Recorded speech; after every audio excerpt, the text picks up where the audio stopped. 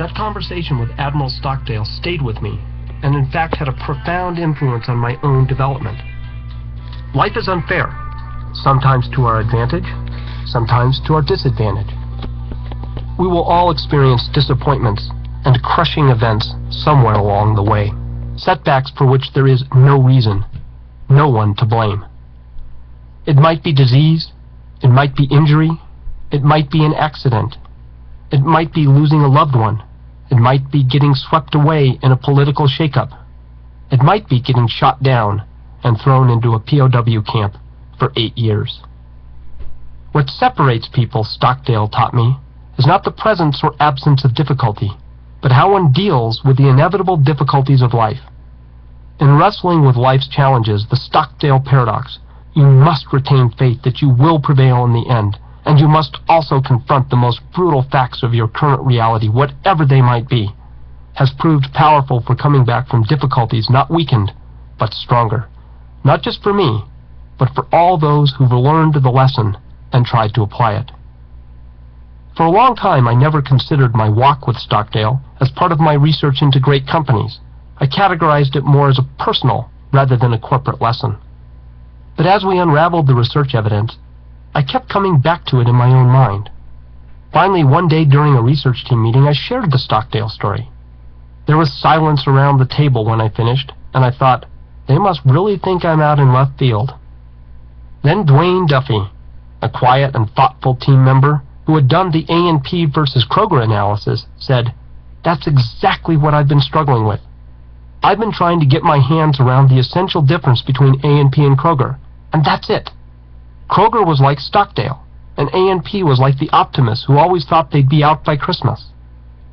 Then other team members began to chime in, noting the same differences between their comparison sets. Wells Fargo between B of A, both facing deregulation. Kimberly-Clark versus Scott Paper, both facing the terrible might of Procter & Gamble. Pitney Bowes versus Adressograph, both facing the loss of their monopolies.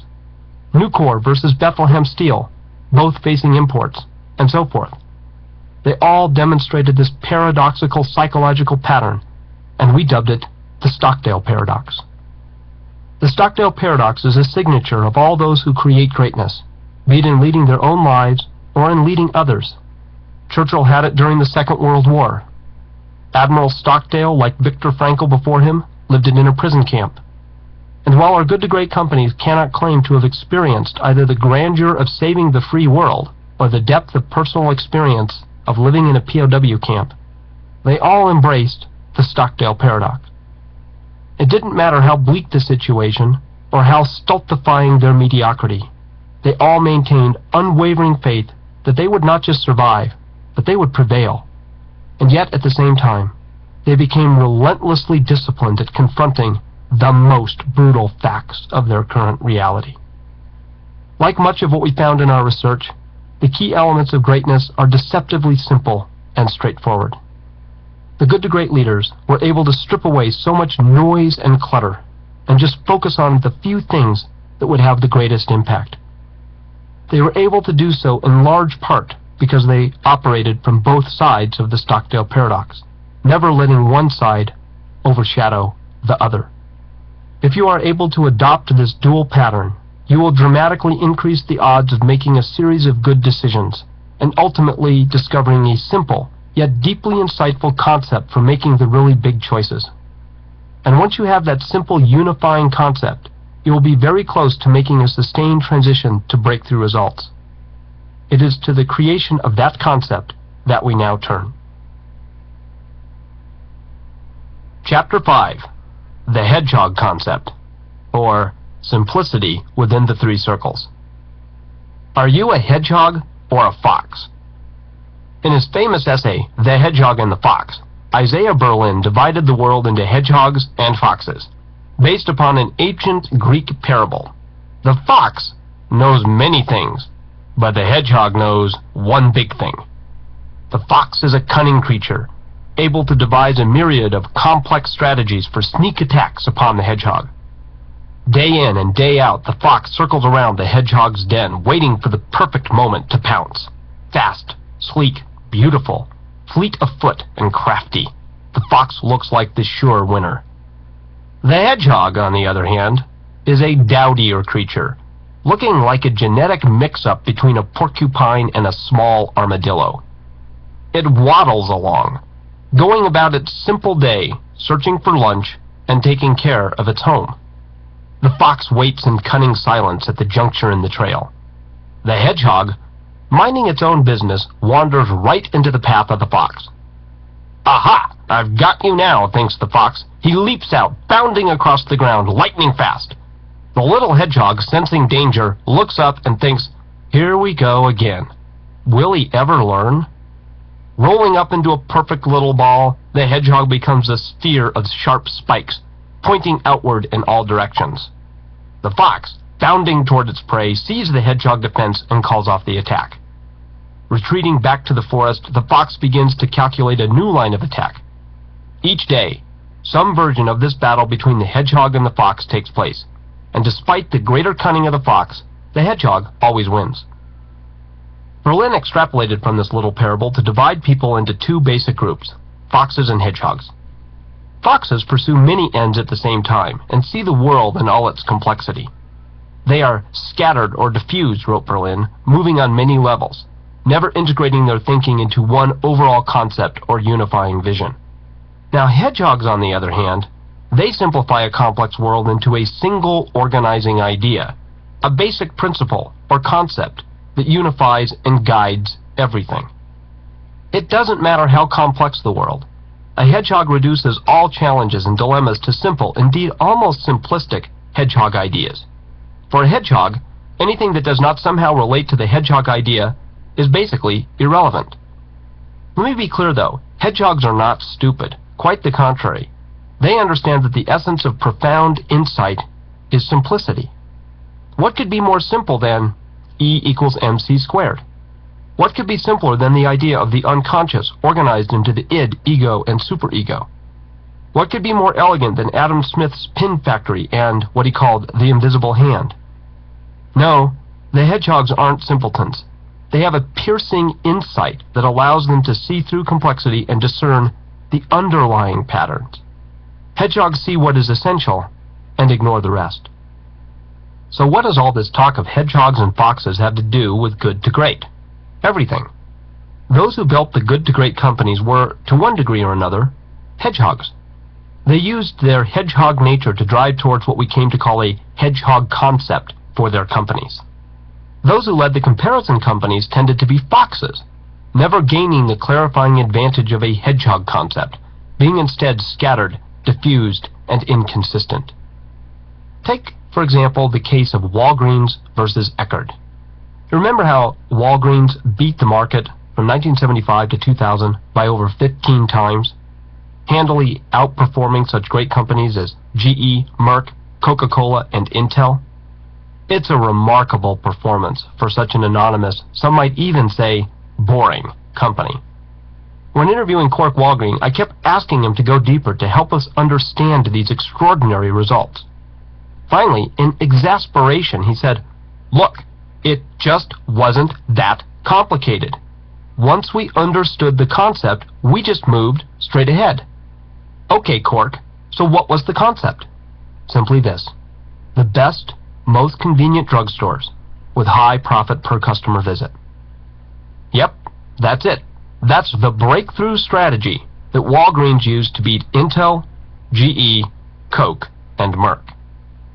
In classic hedgehog style, Walgreens took this simple concept and implemented it with fanatical consistency. It embarked on a systematic program to replace all inconvenient locations with more convenient ones, preferably corner lots, where customers could easily enter and exit from multiple directions.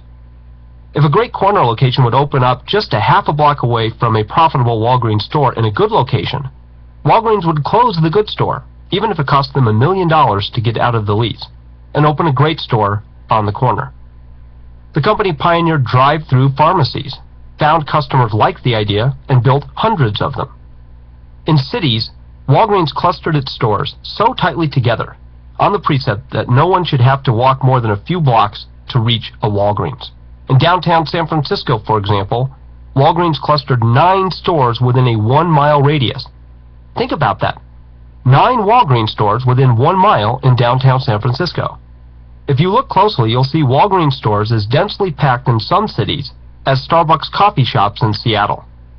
We're going to increase profit per customer visit. By adding high-margin services like 1-hour photo servicing, Walgreens increased its profit per customer visit. Now, all this might sound not all that exciting to you, but bear with me for a moment. See how the whole thing carries through. More convenience led to more customer visits, and convenience led to increased profit per customer visit as people began to shop for more than just their prescriptions at Walgreens. Then that threw cash back into the system to build even more convenient stores. Store by store, block by block, city by city, region by region, state by state, Walgreens became more and more of a hedgehog with this incredibly simple idea. Now, I don't know about you, but for me, in a world overrun by management faddists, brilliant visionaries, ranting futurists, fearmongers, motivational gurus, and all the rest, I find it refreshing to see a company succeed so brilliantly, beating Intel 2-to-1, GE 5-to-1, Coke 8-to-1, the market 15-to-1, by taking one simple concept and just doing it with excellence and imagination. Becoming the best in the world at convenient drugstores, steadily increasing profit per customer visit. What could be more obvious and more straightforward? Yet if it was so obvious, why didn't Eckerd see it? Well, Walgreens stuck only to cities where it could attain its convenience clustering concept. Eckerd's executives compulsively leapt at opportunities to acquire clumps of stores, 42 units there, 36 units there, in hodgepodge fashion with no obvious unifying theme. While the Walgreens executives understood that profitable growth could come by pruning away everything that didn't fit with that simple hedgehog concept, the Eckerd executives lurched after growth for growth's sake. In the early 1980s, just as Walgreens became religious about implementing its convenience drugstore concept, Eckerd threw itself into the home video market with its purchase of American Home Video Corporation. This foray produced $31 million in losses before Eckerd sold it to Tandy, and Tandy crowed that it got the deal for $72 million below book value. In the precise year of Eckerd's home video acquisition, Walgreens and Eckerd had virtually identical revenues. 10 years later, however, Walgreens had grown to over twice the revenues of Eckerd, accumulating net profits $1 billion, that's $1 billion with a B, greater than Eckerd over the decade. 20 years later, Walgreens was going strong as one of the most sustained transformations in our study. Meanwhile, Eckerd ceased to exist as an independent company. It had been swallowed up by JCPenney. The idea of a hedgehog concept came out of our team meetings when we were trying to make sense of these spectacular returns at Walgreens. Aren't we just talking about strategy, I asked? Convenient drugstores, profit per customer visit. Isn't that just basic strategy? What's so interesting about that? But Eckerd also had strategy, said Jenny Cooper, who analyzed the contrast between the two companies. We can't say that it's just about having strategy. They both had strategy. And Jenny was correct in her observation. Strategy per se did not distinguish the good to great companies from the comparison companies. Both sets of companies had strategic plans, and there is absolutely no evidence that the good to great companies invested more time and energy into strategy and long-range planning. Well, okay, so are we just talking about good strategy versus bad strategy? The team sat there for a minute thinking. Then Lee Wilbanks observed, "But what I find so striking is their incredible simplicity. I mean, look at Kroger with the superstore concept, or Kimberly-Clark with the move to paper-based consumer products, or Walgreens. These were simple, simple, simple ideas." The team members all jumped into the fray, bantering about the companies they were studying.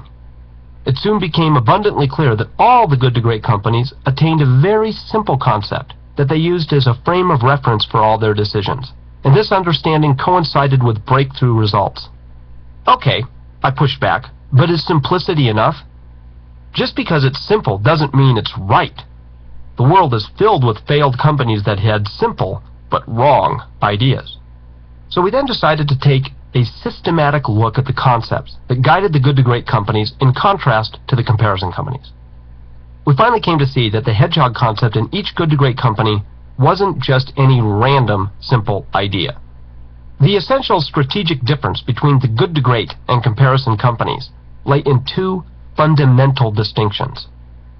The first distinction is that the good to great companies founded their strategies on deep understanding along three key dimensions, what we came to call the three circles. The second key distinction is that the good to great companies translated that understanding into a simple, crystalline concept that guided all their efforts, hence the term hedgehog concept. More precisely, a hedgehog concept is a simple, crystalline concept that flows from deep understanding about the intersection of the following three circles. Now I'm going to give you these three circles. I want you to try to remember them, but we will return to them over and over again. Circle number 1, what you can be the best in the world at, and equally important, what you cannot be the best in the world at. Circle number 2, what drives your economic engine. And circle number 3, what you are passionate about. Okay, I've given you the basic concept of the three circles and the hedgehog concept, but let me see if I can help you grasp it by personalizing it. Suppose you were able to construct a work life that meets the following three tests. First, imagine you are doing work for which you have a genetic or God-given talent, and perhaps you could become one of the best in the world at applying that talent. When you do it, you think to yourself, I feel that I was just born to be doing this. Now second, imagine that you are well paid for what you do, and you find yourself thinking, I get paid to do this? Am I dreaming? I'm very lucky. And third, imagine you're doing work you're passionate about and absolutely love to do, enjoying the actual process for its own sake. And you wake up in the morning and you think, I look forward to getting up and throwing myself into my daily work. I really believe in what I'm doing. Now imagine if you had those three. You're genetically encoded for it, you're well paid for it, and you're really passionate about it. If you can make those three circles work together, then you've got a hedgehog concept for yourself. Switching back to a corporate perspective, to have a fully developed hedgehog concept, you need all three circles. If you make a lot of money doing things at which you could never be the best, you'll only build a successful company, but not a great one. If you become the best at something, you'll never remain on top if you don't have intrinsic passion for what you are doing. And finally, you can be passionate all you want, but if you can't be the best at it, or it doesn't make economic sense, then you might have a lot of fun, but you won't produce great results. Now let's take a look at each of these three circles in turn. Circle number 1. Remember, this is all about understanding what you can and cannot be the best at. In writing about his $290 million investment in Wells Fargo, despite his serious reservations about the banking industry, the great investor Warren Buffett said, I like them because they stick with what they understand and let their abilities, not their egos, determine what they attempt. Prior to clarifying its hedgehog concept, Wells Fargo had tried to be a global bank, operating like a mini Citicorp, and a mediocre one at that. But then the Wells Fargo executives began asking themselves a piercing set of questions. What can we potentially do better than any other company? And equally important, what can we not do better than any other company? And if we can't be the best at it, then why are we doing it at all? Putting aside their egos, the Wells Fargo team pulled the plug on the vast majority of its international operations, accepting the brutal fact, the truth, that it could not be better than Citicorp in global banking. Wells Fargo then turned its attention to what it could be the best at, running a bank like a business with a focus on the Western United States. Yep, that's it. That was the essence of the hedgehog concept that turned Wells Fargo from a mediocre Citicorp wannabe into one of the best performing banks in the world. Carl Reichert, chief executive of Wells Fargo during the transition, stands as a consummate hedgehog. While his counterparts at Bank of America went into a reaction revolution panic mode in response to deregulation They hired change gurus who used sophisticated models and time-consuming encounter groups. Reichert, on the other hand, stripped everything down to its essential simplicity. In our interview with him, he said, "It's not space science stuff. What we did was so simple, and we kept it simple. It was so straightforward and obvious that it sounds almost ridiculous to talk about.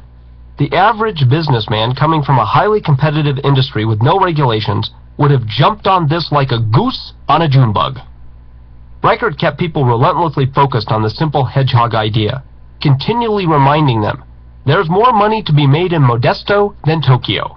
Those who worked with Reichert marveled at his genius for simplicity. "If Carl were an Olympic diver," said one of his colleagues, "he would not do a 5-flip twisting sort of thing. He would do the best swan dive in the world. And he would do it perfectly, over and over again." The Wells Fargo focus on its hedgehog concept was so intense that it became, in their own words, a mantra. Throughout our interviews, Wells Fargo people echoed the same basic theme. It wasn't that complicated. We just took a hard-nosed look at what we were doing and decided to focus entirely on those few things we knew we could do better than anyone else, not getting distracted into areas that would feed our egos and which we could not be the best. This brings me to one of the most crucial points of this chapter. In fact, one of the most crucial points of the entire recording. Wherever you are, driving, walking, listening, take this point in. A hedgehog concept is not a goal to be the best, a strategy to be the best, an intention to be the best, a plan to be the best. It is an understanding of what you can be the best at. The distinction is absolutely crucial. Everyone would like to be the best at something, but few actually understand with piercing insight and egoless clarity where they are right, what they actually have the potential to be the best at, and just as important, what they cannot be the best at. Just because something is your core business, just because you've been doing it for years or perhaps even decades, does not necessarily mean that you can be the best in the world at it. Remember Kimberly-Clark, selling its mills, which it had been in for 100 years. It could not be the best in that business. And if you cannot be the best in the world at your core business, then your core business cannot form the basis of your hedgehog concept. Clearly then, a hedgehog concept is not precisely the same as a core competence. You can have competence at something, but not necessarily have the potential to be the best in the world at it. Let me highlight the difference here by using another personal analogy. Remember the circle, genetic encoding. Are you genetically encoded to do what you're doing? Now consider the young person who gets straight A's in high school calculus and scores high on the math part of the SAT, demonstrating a clear core competence in mathematics. Does that mean that the person should become a mathematician? No, not necessarily. Suppose that this young person goes off to college, enrolls in math courses, and continues to earn A's, but along the way encounters those people who are genetically encoded for math. As one such student said after his experience, "It would take me 3 hours to finish the final." Then there were those who finished the same final in 30 minutes and earned an A+. I learned that their brains are just wired differently. I could be a very competent mathematician, but I realized I could never be one of the best. Now that young person might still get pressure from parents and friends to continue with math, saying, "But you're so good at it." Just like our young person, many people have been pulled or have fallen into careers where they can never attain complete mastery and fulfillment. They suffer from the curse of competence, but they lack a clear hedgehog concept, and they rarely become great at what they do. To go from good to great requires transcending the curse of competence. It requires the discipline to say, just because we are good at it, just because we are making money and generating growth, doesn't necessarily mean we can become the best at it. The good to great companies understood that doing what you are good at will only make you good. Focusing only on what you can potentially do better than any other organization is the only path to greatness. Now let's move on to circle number 2. insight into your economic engine. Or put another way, what is your economic denominator? One of the really exciting findings, at least for me, is how the good to great companies frequently produced spectacular returns in very unspectacular industries. The banking industry, for example, ranked in the bottom quartile of industries in terms of total returns during the same period that Wells Fargo beat the market by 4 times.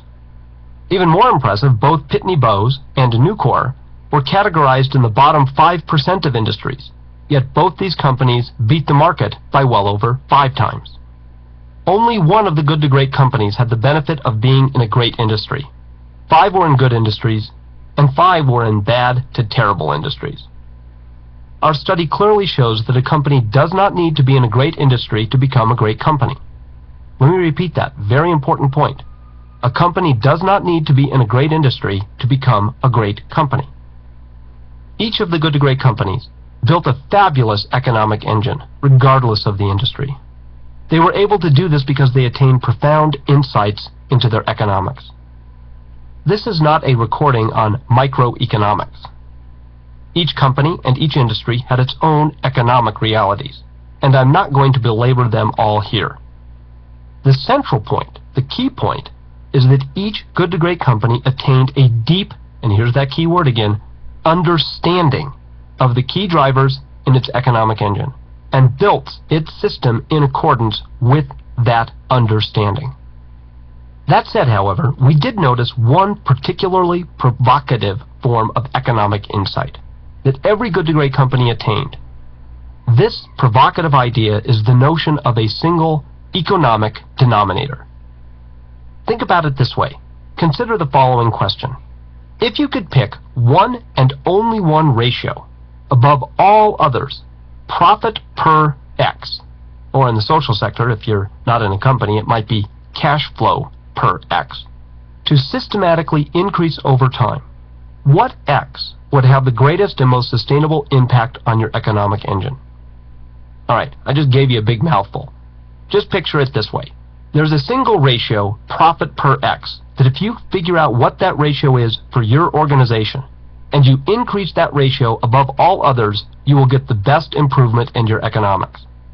And the challenge is to figure out what X will create those results. Remember the Walgreens case, where we talked about the hedgehog concept, and we talked about the notion of profit per customer visit. Now, before it began its transformation, it always looked at profit per store. But the real driver in its economics is not profit per store. It is profit per customer visit. It's how much stuff you buy each time you go into Walgreens. Or think about Wells Fargo.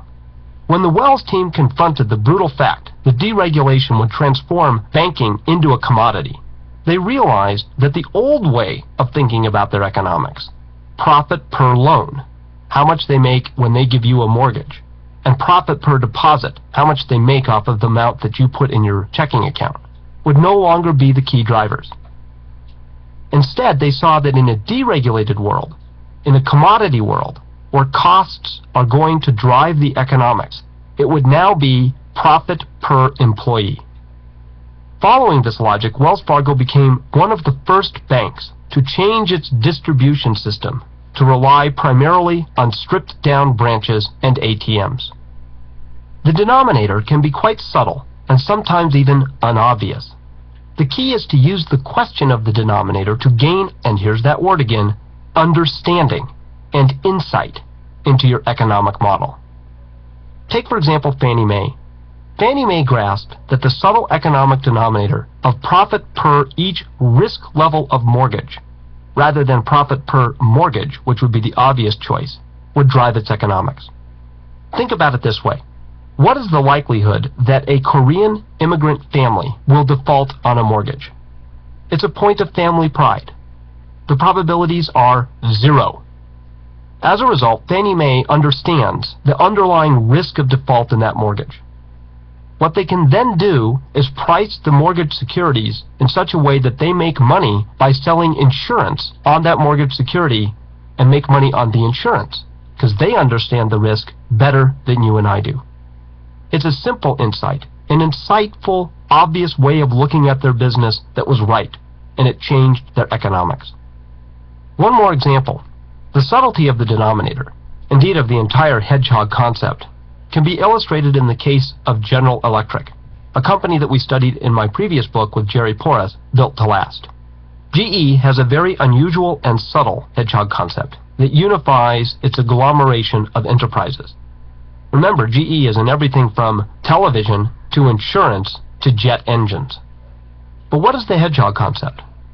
Well, what can GE do better than any other company in the world? The answer: develop first-rate general managers. That is the essence of GE's hedgehog concept. Okay, so then what would be GE's economic denominator? What would be its profit per X? I believe the answer is profit per top quartile management talent. Think about it this way. You have two business opportunities, both that generate, say, $300 million in profits. But suppose one of those businesses would drain 3 times the amount of top management talent to achieve those profits as the other business.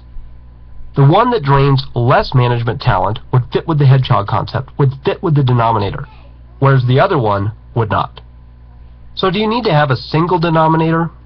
Not necessarily, but pushing for a single denominator tends to produce better insight and understanding than if you just let yourself off the hook with 3 or 4 denominators.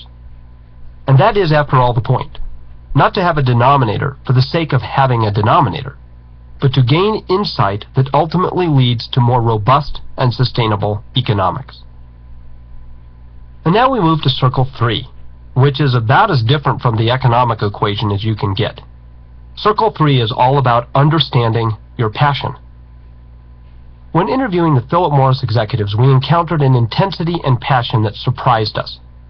Recall from the first Who chapter how George Weissman described working at the company as the great love affair of his life, second only to his marriage. Even with a most sinful collection of consumer products, Marlboro cigarettes, Miller beer, 67% fat-filled Velveeta, Maxwell House coffee for caffeine addicts, Toblerone for chocoholics, and so forth, we found tremendous passion for the business.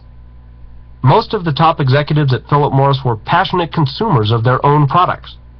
In 1979, Ross Millhiser, then vice chairman of Philip Morris and a dedicated smoker, said, "I love cigarettes. It's one of the things that makes life really worth living." The Philip Morris people clearly loved their company and had a passion for what they were doing. It's as if they viewed themselves as the lone, fiercely independent cowboy depicted on those Marlboro billboards. "We have a right to smoke. We will protect that right, and you cannot take it away from us. Don't tread on me." Now you might say, wait a minute, that's just the defensiveness of the tobacco industry. Of course they'd feel that way. Otherwise, how could they sleep at night? But keep in mind the following fact. R.J. Reynolds, the comparison in the study, was also in the tobacco business and under siege from society. Yet, unlike Philip Morris, R.J. Reynolds executives began to diversify away from tobacco into any arena where it could get growth, regardless of whether they had a passion for those acquisitions or whether the company could be the best in the world at them.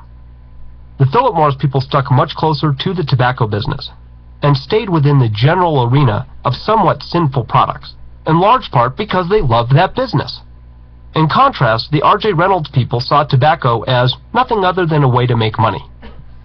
Now, it may seem odd to talk about something as soft and fuzzy as passion as an integral part of a strategic framework. But throughout the Good to Great companies, passion became a key part of the hedgehog concept. You can't manufacture passion or motivate people to feel passionate. You can only discover what ignites your passion and the passions of those around you. The Good to Great leaders did not say, "Okay, folks, let's get passionate about what we do." No, they went the other way entirely. We should only do those things that we can get passionate about. Kimberly-Clark executives made the shift to paper-based consumer products in large part because they could get more passionate about them. As one executive put it, the traditional paper products are okay, but you know, they just don't have the charisma of a diaper.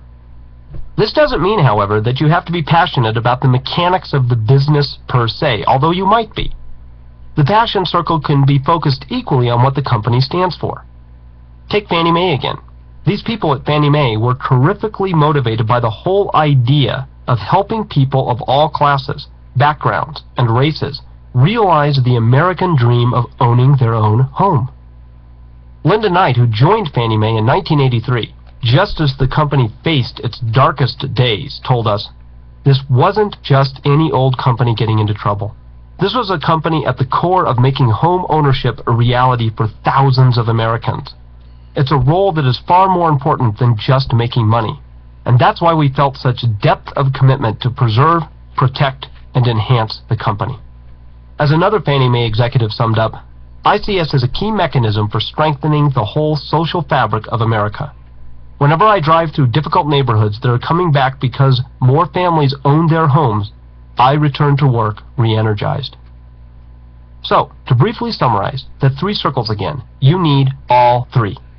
To recap, they are: Circle 1, understanding what you can do better than any other entity in the world and what you cannot do better than anyone else. Circle 2, understanding what best drives your economics, including insight into your economic denominator. And Circle 3, understanding what you are deeply passionate about. I realize I've hammered that word understanding over and over, but it's a key word, and it brings me to a key distinction between good to great companies and the mediocre comparison companies: the triumph of understanding over bravado. On the research team, we frequently found ourselves talking about the difference between pre-hedgehog and post-hedgehog states. In the pre-hedgehog state, it's like groping through the fog. You're making progress on a long march, but you can't see all that well. At each juncture in the trail, you can only see a little bit ahead and must move at a deliberate, slow crawl. Then with the hedgehog concept, you break into a clearing. The fog lifts, and you can see for miles. From then on, each juncture requires less deliberation, and you can shift from crawl to walk, and from walk to run. In the post-hedgehog state, miles of trail move swiftly below your feet. Forks in the road fly past as you quickly make decisions that you could not have seen so clearly in the fog. What's so striking about the comparison companies is that for all their change programs, frantic gesticulations, and charismatic leaders, they rarely emerged from the fog. They would try to run, making bad decisions at forks in the road, and then have to reverse course later. Or they would veer off the trail entirely, banging into trees and tumbling down ravines. For the comparison companies, the exact same world that had become so simple and clear to the good to great companies remained complex and shrouded in mist. Why? For two reasons. First, the comparison companies never asked the right questions, the questions outlined by the three circles. Second, they set their goals and strategies more from bravado than from understanding. Nowhere is this more evident than in the comparison companies' mindless pursuit of growth. Over two-thirds of the comparison companies displayed an obsession with growth without the benefit of a hedgehog concept. Phrases such as, "We've been a growth at any price company," and "betting that size equals success," pepper the materials on the comparison companies. In contrast, not one of the good to great companies, not one, focused obsessively on growth. Yet they all created sustained, profitable growth far greater than the comparison companies that made growth their mantra. Consider the case of Great Western in contrast to Fannie Mae. "Great Western is a mite unwieldy," wrote the Wall Street transcript. "It wants to grow every way it can." The company found itself in finance, leasing, insurance, manufactured houses, continually acquiring companies in an expansion binge. Bigger, more. In 1985, Great Western's CEO said, "Don't worry about what you call us, a bank, an S&L, or a zebra." Quite a contrast to Fannie Mae, which had a simple, crystalline understanding that it could be the best capital markets player in anything related to mortgages. Better even than Goldman Sachs or Solomon Brothers in opening up the full capital markets to the mortgage process. It built a powerful economic machine by reframing its business model on risk management rather than mortgage selling. And it drove that machine with great passion, the Fannie Mae people inspired by its vital role in democratizing home ownership. Until 1984, the stock charts of the two companies, Great Western and Fannie Mae, tracked each other like mirror images. But then, in 1984, 1 year after clarifying its hedgehog concept, Fannie Mae exploded upwards, while Great Western kept lollygagging along until just before its acquisition in 1997. By focusing on its simple, elegant conception and not just focusing on growth, Fannie Mae grew revenues nearly threefold from its transition year in 1984 through 1996. Great Western, for all of its gobbling of growth steroids, grew revenues and earnings only 25% over the same period, and then it lost its independence in 1997. The Fannie Mae and Great Western case highlights an essential point, one of the key points to take from this chapter. Growth is not a hedgehog concept. Let me repeat that. Growth is not a hedgehog concept. Rather, if you have the right hedgehog concept and make decisions consistent with it, you will create such momentum that your main problem will not be how to grow, but how to not grow too fast. The hedgehog concept is a turning point in the journey from good to great. In most cases, the transition date follows within a few years of the hedgehog concept. Yet despite its vital importance, or rather, because of its vital importance, it would be a terrible mistake to thoughtlessly attempt to jump right to a hedgehog concept. You can't just go off-site for 2 days, pull out a bunch of flip charts, do breakout sessions, and come up with deep understanding. Well, you can do that if you want to, but you probably won't get it right. It would be like Einstein saying, "I think it's time to become a great scientist and unlock the secrets of the universe, so I'm going to go off to the Four Seasons this weekend and pull out a bunch of flip charts." Insight just doesn't happen that way. It took Einstein 10 years of groping through the fog to get the theory of special relativity, and he was a pretty bright guy. In fact, it took about 4 years, on average, for the good to great companies to clarify their hedgehog concepts. Like scientific insight, a hedgehog concept simplifies a complex world and makes decisions much easier. But while it has crystalline clarity and elegant simplicity once you have it, getting the concept can be devilishly difficult, and it does take time. The key is to recognize that getting a hedgehog concept is an inherently iterative process. It is not an event. So, how do you go about getting your hedgehog concept? The essence of the process is to get the right people, again, back to the principle of first two, right people on the bus, engaged in vigorous dialogue and debate, infused with the brutal facts, and guided by questions formed by the three circles. One particularly useful mechanism for moving the process along is a device that we came to call the council. The council consists of a group of the right people who participate in dialogue and debate guided by the three circles, iteratively and over time, about vital issues and decisions facing the organization. Ask questions guided by the three circles. Dialogue and debate guided by the three circles. Make decisions guided by the three circles. Conduct autopsies without blame guided by the three circles. And just keep looping through this process with the right people around the table and infused with the brutal facts. Eventually, you will get deeper understanding of your hedgehog concept. Does every organization have a hedgehog concept to discover? What if you wake up, look around with brutal honesty and conclude, we're not the best at anything, and we never have been?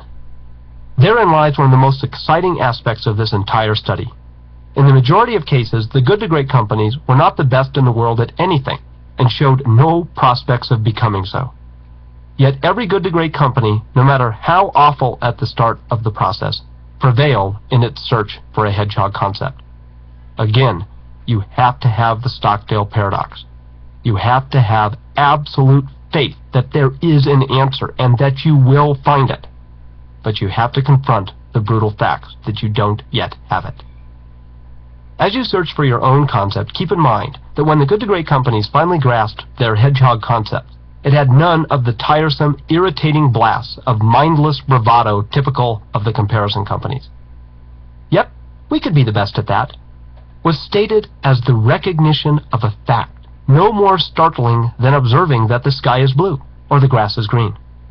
When you get your hedgehog concept right, it has the quiet ping of truth, like a single, clear, perfectly struck note hanging in the air in the hushed silence of a full auditorium at the end of a quiet movement of a Mozart piano concerto. There is no need to say much of anything. The quiet truth speaks for itself.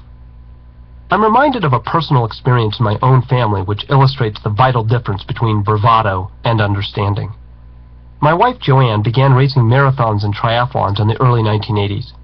As she began to accumulate experience, track times, swim splits, race results, she began to feel the momentum of success.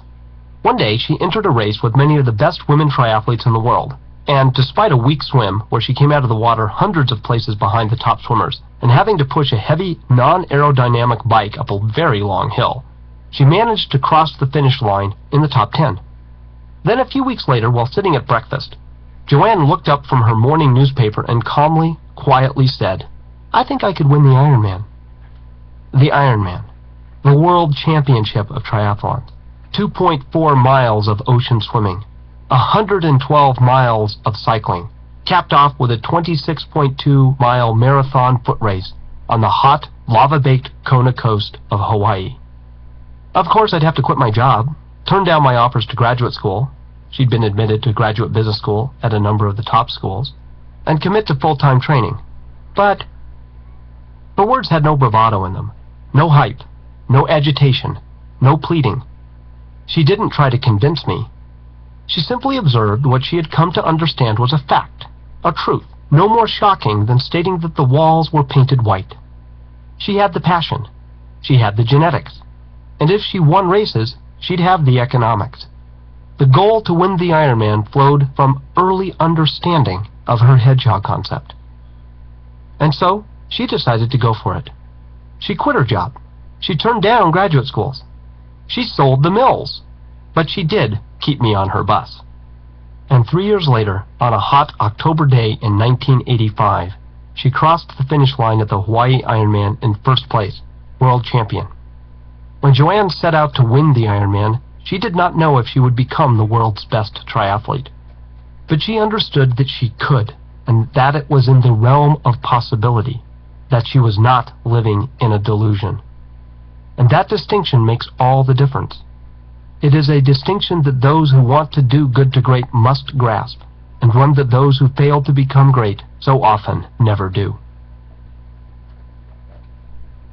Chapter 6. A Culture of Discipline. In 1980, George Rathman co-founded the biotechnology company Amgen. Over the next 20 years, Amgen grew from a struggling entrepreneurial enterprise into a $3.2 billion annual revenue company, with 6,400 employees, creating blood products to improve the lives of people suffering through chemotherapy and kidney dialysis. Under Rathman, Amgen became one of the few biotechnology companies that delivered consistent profitability and growth. It became so consistently profitable, in fact, that its stock price multiplied over 150 times from its public offering in June 1983 to January 2000. An investor who bought as little as $7,000 of Amgen stock would have realized a capital gain of over $1 million, 13 times better than the same investment in the general stock market. Few startups become great companies, in large part because they respond to growth and success in the wrong way. Entrepreneurial success is fueled by creativity, imagination, bold moves into uncharted waters, and visionary zeal. As a company grows and becomes more complex, it begins to trip over its own success. Too many new people, too many new customers, too many new orders, too many new products. What was once great fun becomes an unwieldy ball of disorganized stuff. Lack of planning, lack of accounting, lack of systems, and lack of hiring constraints create friction. Problems surface with customers, with cash flow, with schedules. In response, someone, often a board member, says, "It's time to grow up. This place needs some professional management." The company begins to hire MBAs and seasoned executives from blue-chip companies. Processes, procedures, checklists, and all the rest begin to sprout up like weeds. What was once an egalitarian environment gets replaced with a hierarchy. Chains of command appear for the first time. An executive class with special perks begins to appear. We and they segmentations appear, just like a real company. The professional managers finally rein in the mess. They create order out of chaos, but they also kill the entrepreneurial spirit. Members of the founding team begin to grumble.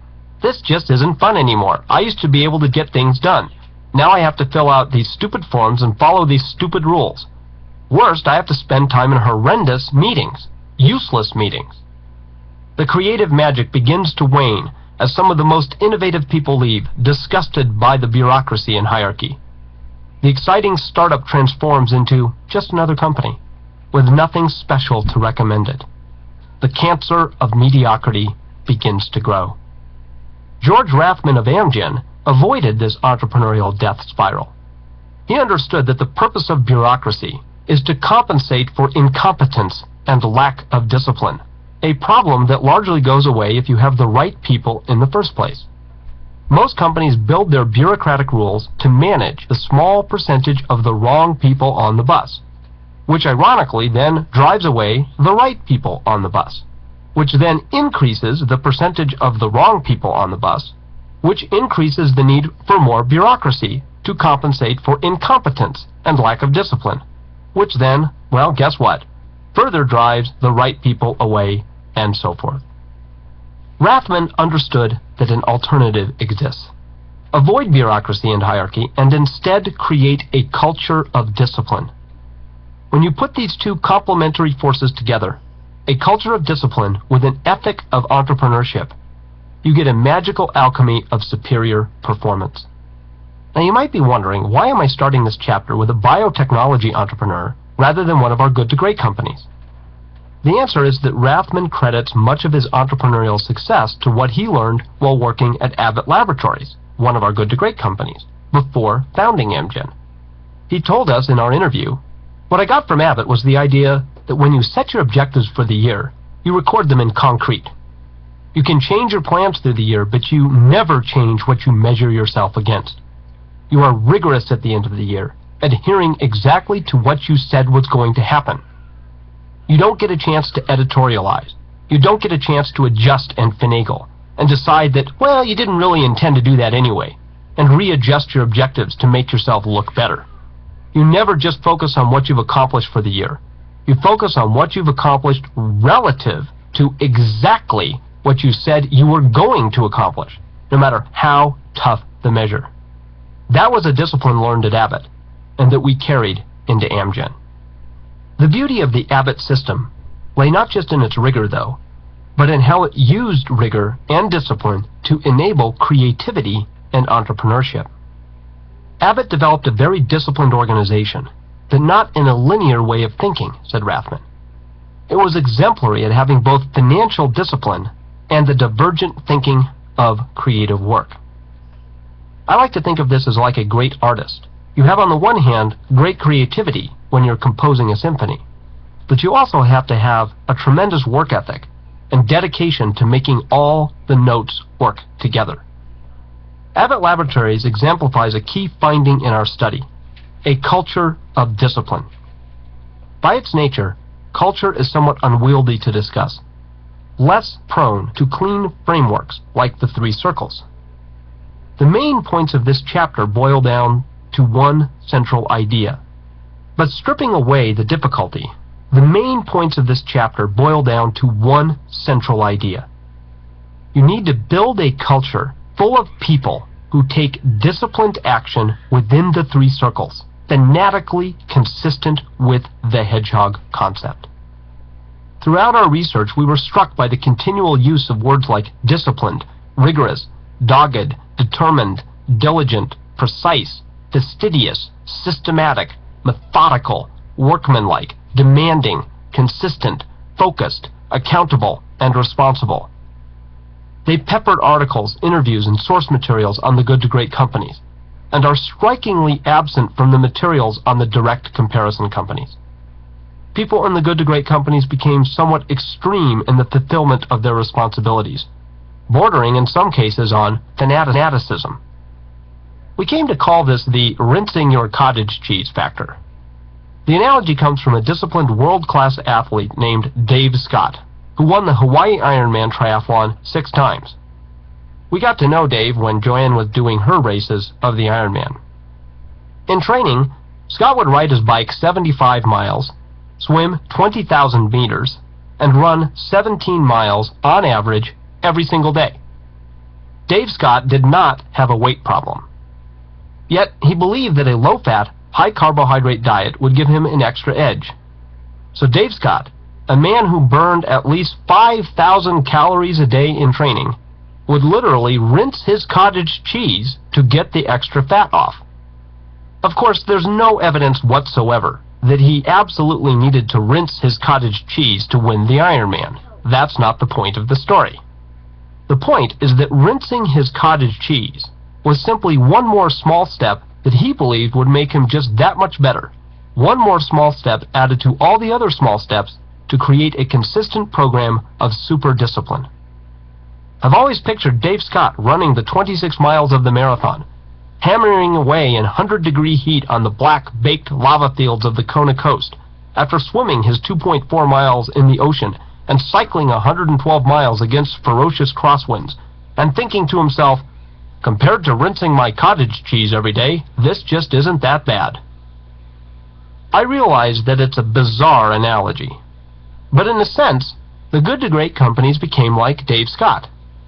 Everyone would like to be the best, but most lack the discipline to figure out, with egoless clarity, what they can be the best at, and the will to do whatever it takes to turn that potential into reality.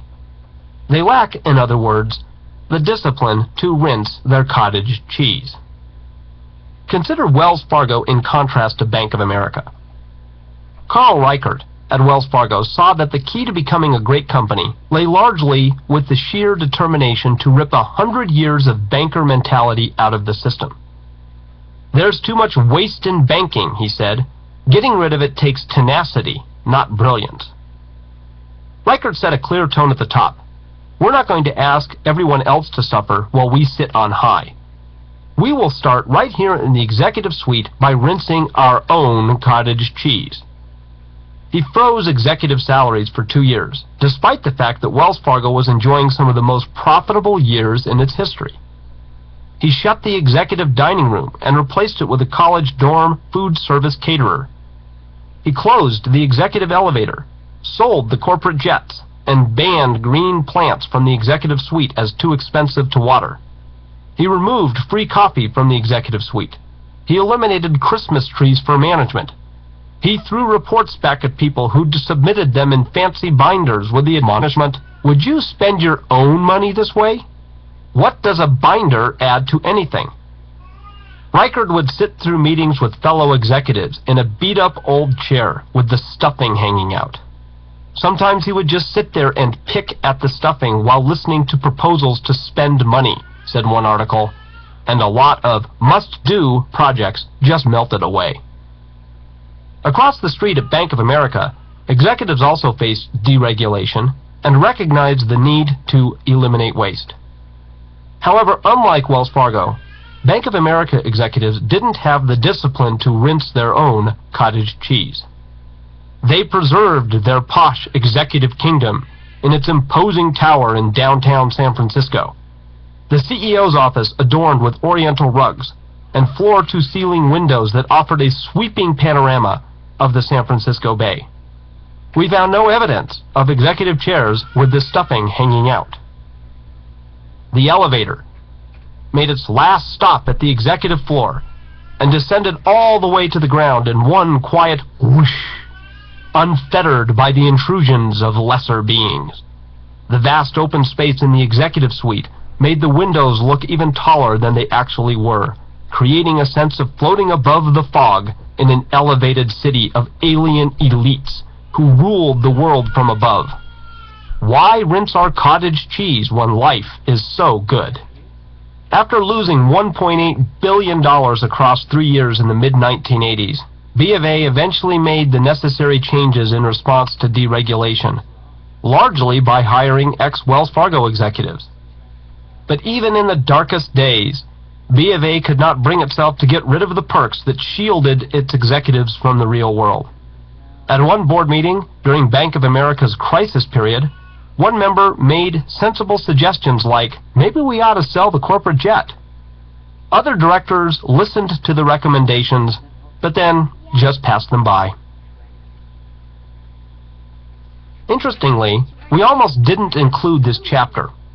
On the one hand, the good to great companies became more disciplined than the direct comparison companies, as with Wells Fargo in contrast to Bank of America.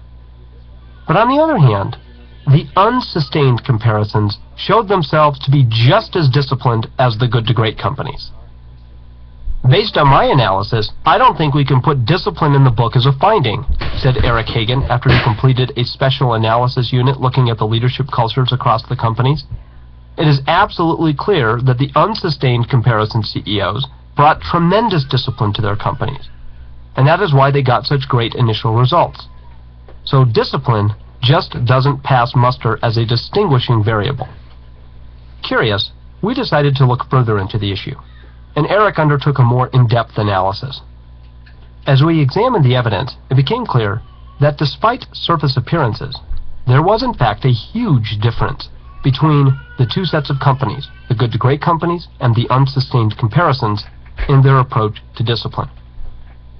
Whereas the good to great companies had level 5 leaders who built an enduring culture of discipline, the unsustained comparisons had level 4 leaders who personally disciplined the organization through sheer force. Consider Ray McDonald, who took command of an unsustained comparison Burroughs Corporation in 1964. A brilliant but abrasive man, McDonald controlled the conversations, told all the jokes, and criticized those not as smart as he, which was pretty much everyone around him. He got things done through sheer force of personality, using a form of pressure which became known as the McDonald Vice. McDonald produced remarkable results during his reign. Every dollar invested in 1964, the year he became president, and taken out at the end of 1977 when he retired, produced returns 6.6 times better than the general market. However, the company had no culture of discipline to endure beyond him. After he retired, his helper minions were frozen by indecision, leaving the company, according to Business Week, with an inability to do anything. Burroughs then began a long slide, with cumulative returns falling 93% below the market from the end of the McDonald era to 2000. Another particularly fascinating example of the disciplinarian syndrome is Chrysler under Lee Iacocca, whom Business Week described simply as the man, the dictator, Lee. Iacocca became president of Chrysler in 1979 and imposed his towering personality to discipline the organization. "I felt like an army surgeon. We had to do radical surgery," he said. In dealing with the unions, he told them, "If you don't help me out, I'm going to blow your brains out. I'll declare bankruptcy in the morning and you'll all be out of work." Iacocca produced results, and Chrysler became one of the most celebrated turnarounds in industrial history. About midway through his tenure, however, Iacocca seemed to lose focus, and the company began to decline once again, in large part due to Iacocca's lack of discipline to stay within the arenas in which Chrysler could be the best in the world.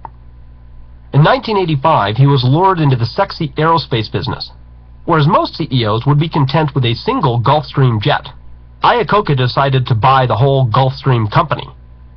Also in the mid-1980s, he embarked on a costly and ultimately unsuccessful joint venture with Italian sports car maker Maserati. "Iacocca had a soft spot for Italians," said one retired Chrysler executive.